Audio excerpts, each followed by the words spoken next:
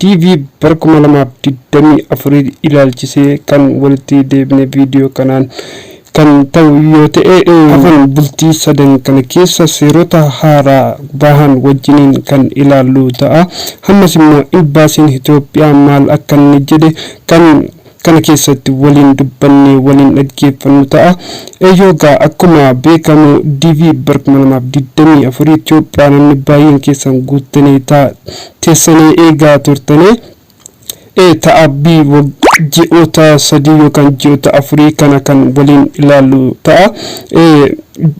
Guyyoota hafan sadan kana keessatti immoo seerota haaraa imbaasiin Itoophiyaa keessatti argamu imbaasiin Ameerikaa Itoophiyaa keessatti argamu seerota haaraa baasee kan waliin ilaallu ta'a. Gara viidiyoochaatti waliin dabarfanna. Gara viidiyoochaatti hin dabarfatiniin duratti immoo chaanaala